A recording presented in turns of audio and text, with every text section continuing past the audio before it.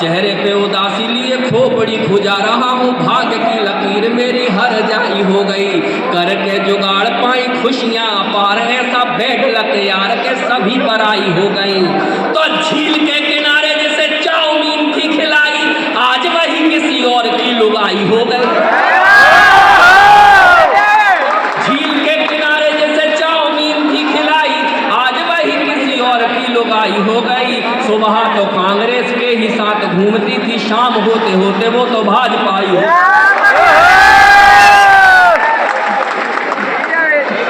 मेरी पत्नी ने मुझसे पूछ लिया, बोले कि मैंने अपनी पत्नी से कहा, मैंने कहा यार मेरा मन करता है तुमसे कुछ कहने के लिए। उसने कहा बोल दो। तो मैंने 4 पंक्तियों में अपनी पत्नी से जो बोला, तुम लोग अपनी प्रेमिकाओं से बोल देना, मजा आएगा सुनना। सागर में एक कॉलेज में पढ़ाता बच्चों को, भगवान कसम इसने इतनी कविताएं सुनाई बच्चों को, इतनी कविताएं सुनाई कि सुन सुन के बच्चे फेल होना शुरू हो गए। मुख्यमंत्री तक खबर पहुंची, मुख्यमंत्री जी ने फोन किया कपिल चौबे को, बोले कपिल चौबे तुम्हारे कारण बच्चे फेल होना शुरू हो रहे हैं, तुम्हारा तबादला मुर्गी पालन विभाग में किया जाता है। इनका तबादला जैसे ही मुर्गी पालन विभाग में हुआ, भगवान कसम डर के मारे मुर्गियों ने अंडे देना बंद कर दिया। ये घटना फिर पहुंची वहां तक मुख्यमंत्री जी तक, उनने फिर कपिल चौबे को फोन लगाया, बोले कपिल चौबे तुम्हारे कारण मुर्गियों ने अंडे देना बंद कर दिए, अगर कल से मुर्गियों ने 2-2 अंडे नहीं दिए तो समझ लेना तुम्हारी खैर नहीं। कपिल चौबे का दिमाग खराब, बंदूक लेके मुर्गियों के पास बोले सुनो मुर्गियों, वैसे तो मैं ब्राह्मण हूँ, लेकिन अगर कल से 2-2 अंडे नहीं दिए तो सबको मार के खा जाऊंगा। अगले दिन डर के मारे मुर्गियों ने अंडे देना शुरू कर दिए, 2 अंडे 2 अंडे 2 अंडे, एक ने एक ही दिया। कपिल चौबे का दिमाग खराब, बोले क्यों, जब सबने 2 दिए तो तूने एक क्यों दिया? बोले साहब वो तो मैंने आपके डर के मारे दे दिया, मैं तो मुर्गा हूँ। पार्क है, बिल्कुल सच्ची घटना बता रहा हूँ आपको। मेरे घर के पास एक पार्क है, उस पार्क में मैं ऐसे ही एक दिन चला गया टहलने के लिए, देखा एक महिला बड़ी देर से फूट फूट के रो रही है। मैंने उससे कहा बहन जी क्या बात है, आप बड़ी देर से रो रही हो? बोले भैया मत पूछो। मैंने कहा अरे बताओ तो हुआ क्या? अरे बोले भैया मेरे पति ने मुझे पिछले महीने बड़ा मारा। मैंने कहा पिछले महीने मारा? मैंने कहा पिछले महीने मारा और आप अब रो रही हो? बोले क्या करूं, फुर्सत ही नहीं मिली। लेकिन आप लोग फुर्सत निकाल के बैठे हो।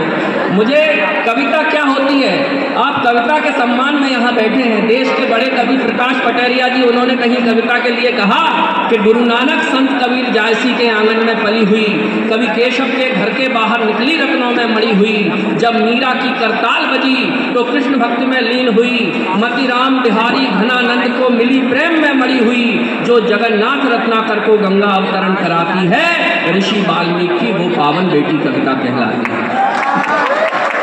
उस कविता के सम्मान में आप लोग बैठे हैं दोस्तों, प्रणाम करता हूँ। और सबसे अच्छी बात, कितने पैसे लोगे? मैंने कहा मैं 70,000 रुपये लेता हूँ। बोले पागल हो क्या, कपिल चौबे तो बड़े कम में आ रहा है। मैंने कहा कितने कम में? अरे बोले बहुत कम में। मैंने कहा कितने कम में? बोले बहुत कम में। मैंने कहा एक काम करना, जितने में कपिल चौबे आ रहा है उससे 100 रुपये कम देना। ये बोले आ जाओ।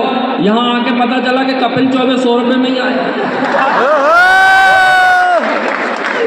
मेरा तो कौन बनेगा करोड़पति में सिलेक्शन हो गया। अमिताभ बच्चन ने मुझसे पूरे 15 सवाल पूछे, भगवान कसम मैं सवालों के जवाब जानता था। 14 सवालों के ठीक ठीक जवाब दिए, 5 करोड़ जीत गया। लेकिन जैसे ही अमिताभ बच्चन ने मुझसे 15वां सवाल पूछा, मुझे जवाब आता था, जानबूझ के जवाब नहीं दिया और 7 करोड़ हार गया। अमिताभ बच्चन ने मुझसे पूछा कि बताओ इस पूरे देश में सबसे कम बजट में कवि सम्मेलन कौन करा सकता है?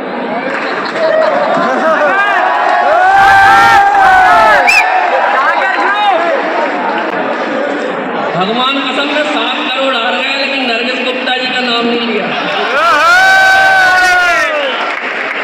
स्थितियां बड़ी विचित्र है। आदरणीय राजौरिया सर, बैठे सर, प्रणाम करता हूँ। आपकी वजह से मैं बचपन में बड़ा टूटा गया। नहीं मजाक नहीं, मैं बिल्कुल सही कह रहा हूँ। मेरे पापा भी प्रोफेसर थे कॉलेज में।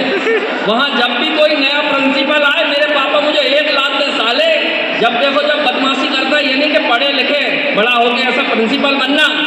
जैसे ही कोई नया प्रिंसिपल आए फिर 1 लाख में बोले साले पढ़ लिख और बड़े हो गए ऐसे प्रिंसिपल बनना। मैं इसी कंफ्यूजन में आज तक बड़ा हुआ हूँ कि ये प्रिंसिपल होते कैसे।